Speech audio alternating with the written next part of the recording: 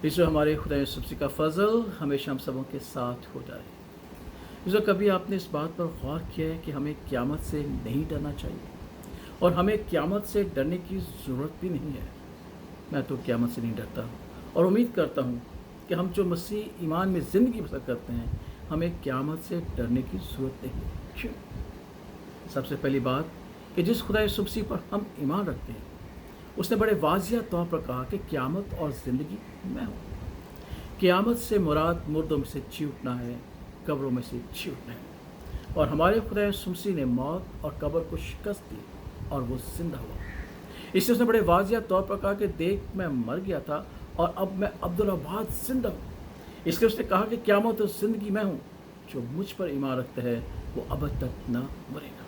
इसलिए जो हमें क़यामत से नहीं डरना, क्योंकि जिस खुदा यसुमसीह पर हम ईमान रखते हैं वही तो क़यामत और ज़िंदगी है। दूसरी बात जो आज मैं आपके सामने बयान करना चाहता हूँ कि हमें क्यों नहीं क़यामत से डरना चाहिए, इसलिए कि जो क़यामत और ज़िंदगी है, उसी ने कहा कि मैंने तुमसे मोहब्बत की है। उसने कहा जैसे मैंने तुमसे मोहब्बत की है। और फिर उसने कहा कि इससे बढ़कर और कोई क्या मोहब्बत करेगा कि अपनी जान अपने दोस्तों के लिए दे दे।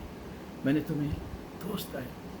और इसको जब वो जो क़यामत और ज़िंदगी है हमसे मोहब्बत करता है, तो फिर हमें क़यामत से डर नहीं लगना चाहिए और ना ही हम क़यामत से डरते हैं, क्योंकि वो जो क़यामत और ज़िंदगी है उसने हमसे मोहब्बत की और हमारे गुनाहों और हमारी निजात और हमारी उम्मीद और ईमान के लिए जो है वो मुर्दों में से जी उठकर हमें ये सिखाया है कि हमें क़यामत से नहीं डरना। तीसरी बात जो आज इसके हवाले से मैं आपके सामने करना चाहता हूँ कि जो क़यामत और ज़िंदगी है उसी का तो इख्तियार क़यामत पर है।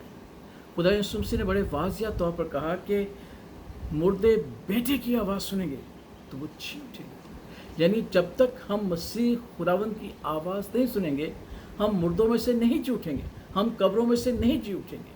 और जब तक खुदा यसुमसीह आवाज़ ना दे, कोई अपनी कब्र से जी नहीं उठ सकता, क्योंकि उसी का कलाम है कि मुर्दे बेटे की आवाज़ सुनेंगे तो वो जी उठेंगे। इसलिए हम जानते हैं कि हमारा खुदा यसुमसीह जो क़यामत और ज़िंदगी है, हमारा खुदा यसुमसीह जिसने हमसे मोहब्बत की है, उसी का इख्तियार है क़यामत पर। इसलिए हम क़यामत से नहीं डरते और ना हमें डरना चाहिए। आखिरी बात जो मैं आपके सामने शेयर करना चाहता हूँ वो ये कि हम हर इतवार खुदावंद की इबादत और परस्तश करना चाहते हैं।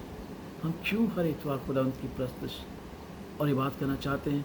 क्योंकि इसी दिन खुदावंद ने मौत को और कब्र को शिकस्त देकर मुर्दों में से जी उठा। हर इतवार हमें ये याद दिलाता है कि हमें क़यामत से नहीं डरना चाहिए, क्योंकि जिस खुदावंद की हम परस्तश और इबादत करते हैं वो इसी दिन जी उठा है। इसलिए हम उसे इतवार को उसका दिन कहते हैं, खुदावंद का दिन कहते हैं।